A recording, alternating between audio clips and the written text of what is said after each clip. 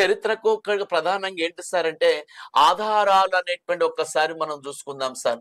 ఆధారాలు అనేటువంటివి sources of Indian history అనేటువంటి దాన్ని ఒక్కసారి చూసుకోండి సార్. ఇక్కడ చరిత్రకు ఆధారాలు ఏంటి సార్ అంటే ఒకటి మీకు అందరు తెలుసున్నానా, సాహిత్య ఆధారాలు అనేటువంటి ఉంటాయి సార్. ఇక్కడ సాహిత్య ఆధారాలు ప్రతి శాస్త్రాన్ని కూడా తెలుసుకోవాలంటే, ప్రతి సబ్జెక్ట్ కూడా తెలుసుకోవాలంటే దానికి కొంత ఆధారాలు అనేటువంటి ఉంటాయి సార్. మన భారతదేశ చరిత్రకు సంబంధించినటువంటి ఆధారాలు అనేటువంటివి మనం ఫస్ట్ పరిశీలన చేసుకుంటున్నాం నాన్న. ఆధారాలు రెండు రకాలని చెప్పండి. Sources has been divide to two parts in the names of one is literary sources అనేటువంటి పేరుతో పిలుస్తుంటారు సార్. లిటరరీ సోర్సెస్ అనేటువంటి పేరుతో పిలుస్తుంటారు.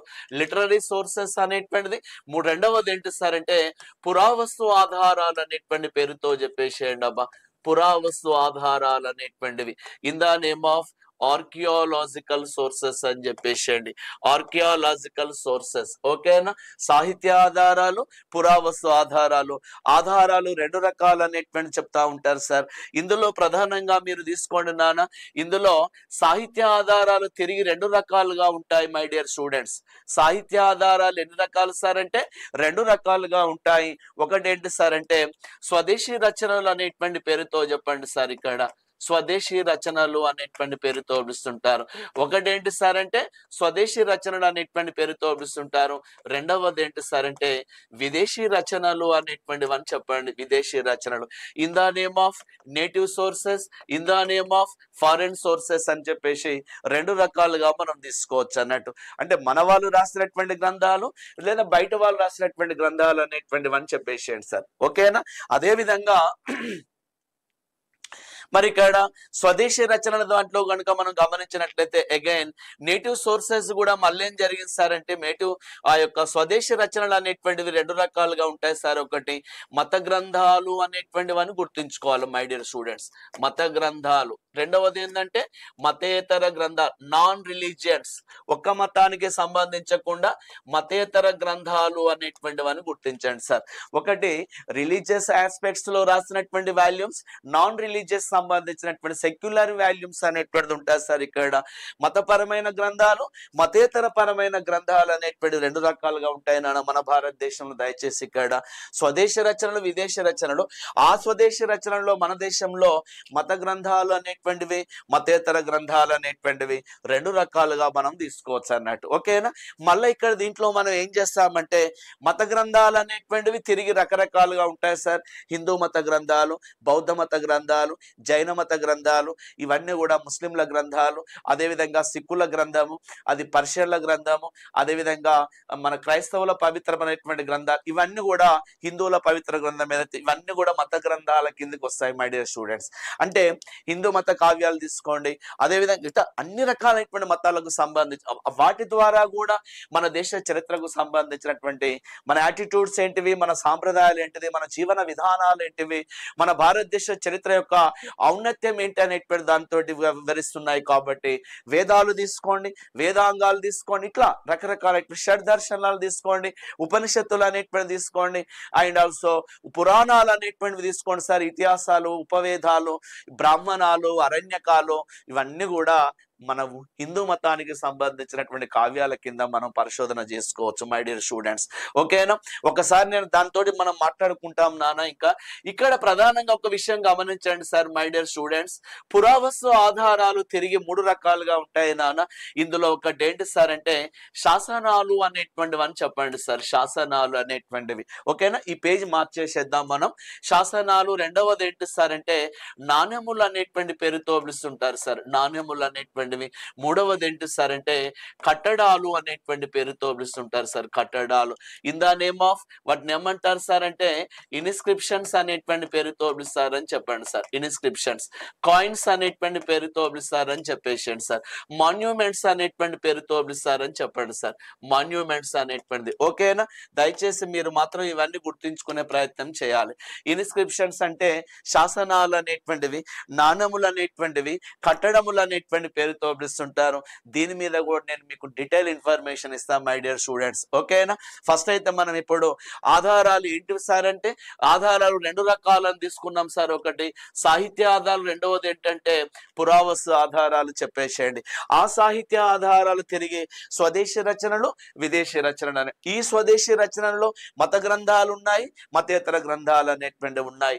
ఇక విదేశీ కావ్యాలంటే మై డియర్ స్టూడెంట్స్ మీకు అందరు తెలిసిందే, గ్రీకు దేశ రచనలు ఉన్నాయి నాన్న మన దేశంలో, చైనా వాళ్ళ గ్రంథాలు ఉన్నాయని చెప్పేసేయండి, ఫ్రెంచ్ వాళ్ళ గ్రంథాలు ఉన్నాయని చెప్పేసేయండి సార్.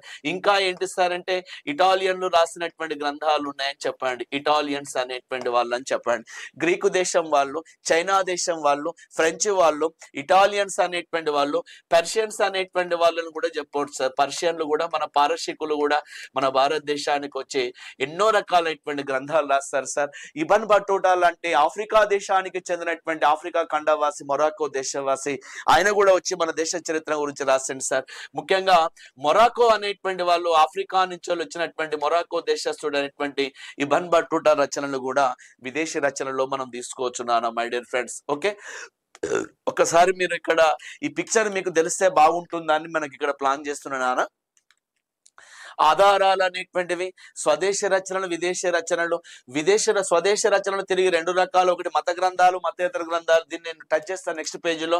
ఇక్కడ ఒకసారి చూడండి సార్, విదేశం వాళ్ళు మన దేశానికి వచ్చి the foreign authors when arrival to India they penned various information among their volumes in the names of Greek Megasthenes we know very well, China Fahien and Hiuen Tsang, French Tavernier, Bernier we know very well, Italian Marco Polo అనేటువంటి వాడు, Nikolai మనుక్కి అనేటువంటి వాడు, Persians అనేటువంటి వాళ్ళు, చాలా మంది Persians అనేటువంటి వాళ్ళు, మొరాకో అనేటువంటి వాళ్ళు కూడా మన దేశానికి వచ్చి, ఇవంతా కూడా మీకు నేను డీటెయిల్ గా ఇన్ఫర్మేషన్ ఇస్తాను.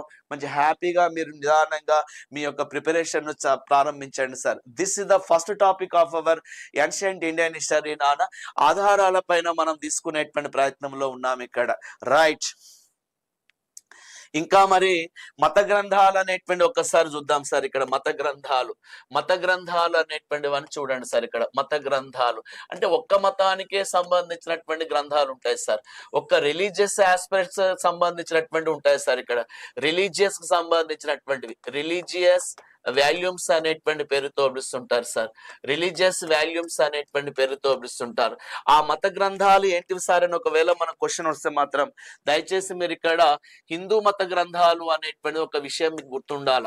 హిందూ మత గ్రంథాలు అనేటువంటివి, హిందూ మత గ్రంథాలు అనేటువంటివి అని చెప్పేసేయండి. హిందూ మత గ్రంథాల దాంట్లో ఏంటి సార్ అంటే హిందూ మత గ్రంథాలు. We know very well my dear students, Hindu మత గ్రంథాలు అంటే మీకు తెలిసిన ఏంటి సార్, ఇక్కడ వేదాలు అనేటువంటివి ఉన్నాయి సార్. ఇక్కడ వేదాలు అనేటువంటివి కదా.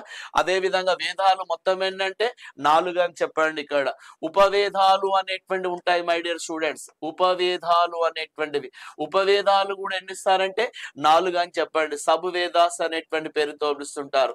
ఉపవేదాలు అనేటువంటి పేర్లతో చెప్పేసేయండి. ఇంకా నాన్న ఉపనిషత్తులు అనేటువంటి ఉంటాయి, మీకు అందరు తెలిసిందే. ఉపనిషత్తులు అనేటువంటివి, ఈ ఉపనిషత్తులు ఎన్నిసార్ అంటే 108 ఉపనిషత్తుల్లో. ఇవన్నీ వివరాలు మీకు వచ్చే క్లాసులలో ఉంటాయి నాన్న. ఆర్యుల సివిలైజేషన్ లో ఇవన్నీ కూడా మీకు ఇచ్చేస్తారు. వేదాలు, ఉపవేదాలు అనేటువంటివి, తర్వాత పోతే ఉపనిషత్తులు అనేటువంటివి, పురాణాలు అనేటువంటివి ఉంటాయి సార్. ఇక్కడ మీకు పురాణాలు, అవి మొత్తం ఎన్నిసార్ అంటే 18 పురాణాలు. ఇన్ ద నేమ్ ఆఫ్ అష్టాదశ పురాణాలు అనేటువంటి పేరుతో పిలుస్తుంటారు. అదే విధంగా వేదాంగాలు అనేటువంటి ఉంటాయి సార్. ఇక్కడ వేదాంగాలు అనేటువంటివి అని చెప్పండి. ఈ వేదాంగాలు ఎన్నిసార్ అంటే 6 అనేటువంటిది అని చెప్పండి సార్. 6 షడ్దర్శనాలు అనేటువంటి పేరుతో పిలుస్తుంటారు సార్. షడ్దర్శనాలు అని చెప్పండి. షడ్దర్శనాలు ఇవి కూడా ఎన్నిసార్ అంటే 6 అని చెప్పండి. భారతీయ తాత్విక విచారానికి చాలా ఆధారమైన కావ్యాలు ఏంటంటే తాత్విక చింతనకు. It was more useful for Indian philosophical knowledge in the names of Shaddarshanas. వేదాంగాలు 6, షడ్దర్శనాలు 6, పురాణాలు 18 అనేటువంటివి. ఇండియన్ ఎపిక్స్ అనేటువంటి ఉంటాయి బిడ్డ. ఇండియన్ ఎపిక్స్ అంటే ఇతిహాసాలు అనేటువంటివి, అవి మొత్తం 2 అని చెప్పేసేయండి సార్. భారతీయ ఇతిహాసాలు ఎన్నిసార్ అంటే 2 అనేటువంటి పేరుతో పిలుస్తారు. రామాయణ మహాభారతాలను ఏమంటారంటే ఇతిహాసాలు అనేటువంటి పేరుతో పిలుస్తుంటారు. My dear students, we know very well.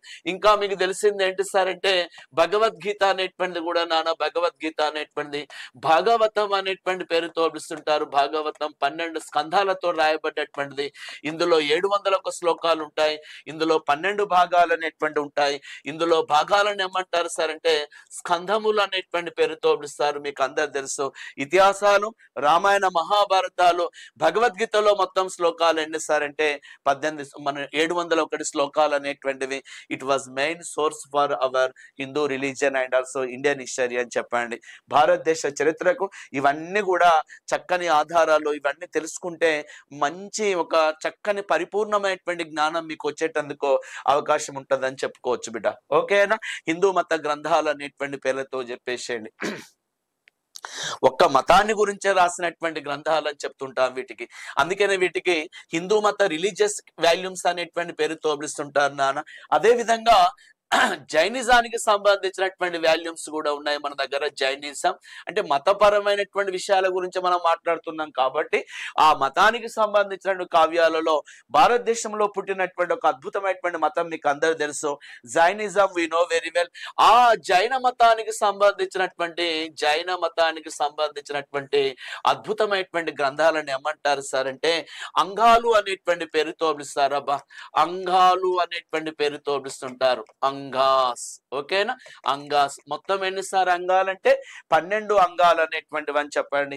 అందుకనే వీటిని ఏమంటారంటే ద్వాదశాంగాస్ అనే పేరుతో పిలుస్తారు. అబ్బా, ద్వాదశాంగాస్ అనే పేరుతో పిలుస్తారు. అంగాలను ఏమంటారు సార్ అంటే ద్వాదశాంగాస్ అనేటువంటి పేరుతో పిలుస్తుంటారు. అవి మొత్తం ఎన్నిసార్లు అంటే 12 అని చెప్పండి బిడ్డ. 12. ఓకేనా? మొత్తం అంగాలు ఎన్నిసార్లు అంటే 12 అనేటువంటివి. అందుకని వీటికి ద్వాదశాంగాలు అనేటువంటి పేరుతో పిలుస్తుంటారు. ద్వాదశాంగాలు అని చెప్పండి. ద్వాదశాంగాలు అనేటువంటి పేరుతో పిలుస్తుంటారు అని చెప్పేసి. ద్వాదశాంగాలు.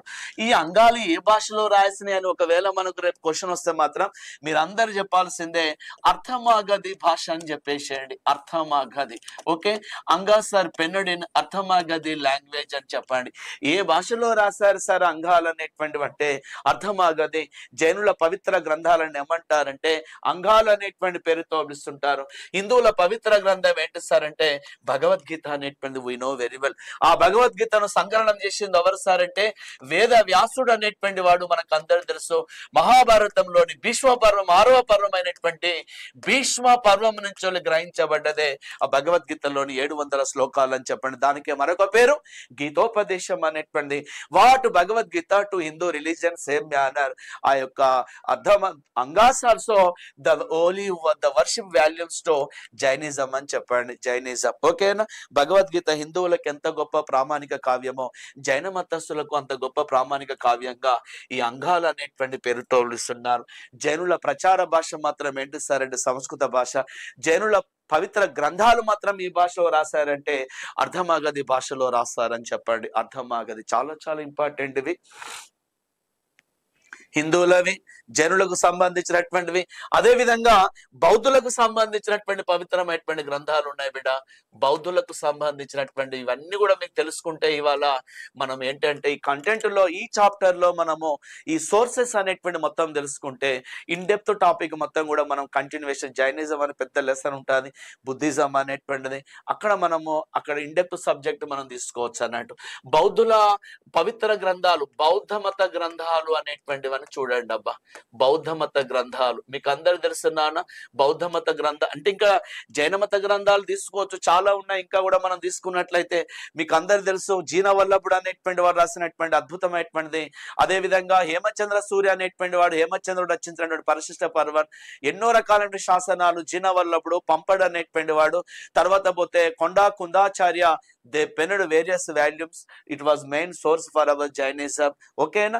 జైన మతానికి సంబంధించినటువంటి కావ్యాల కింద మనం తీసుకుంటున్నాము.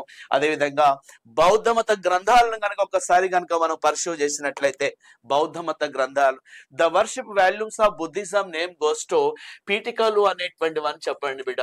పీఠికలు అనేటువంటి పేరుతో పిలుస్తుంటారు. పీఠికలు అనేటువంటివి.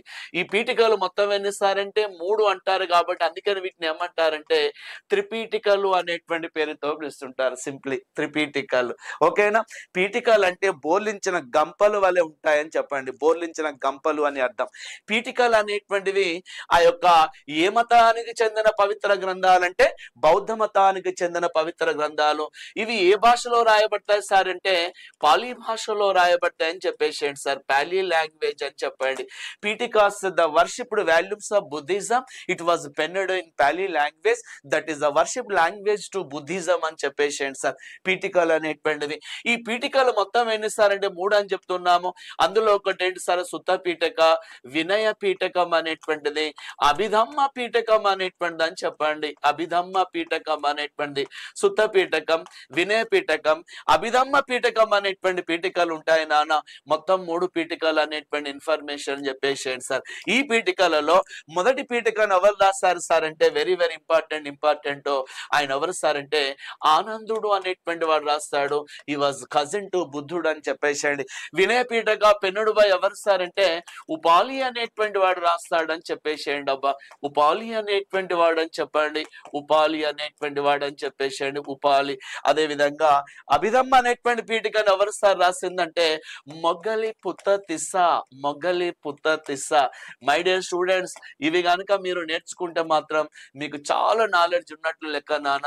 వీటిని మీరు ఖచ్చితంగా బయాడ్ చేయాల్సినటువంటి అవసరం ఉంటుంది. ఇవి ఏం చెప్పినాయి అనేటువంటి దాని మీదుగా బౌద్ధ మతంలోకి పోయినప్పుడు మనం తీసుకుందాం.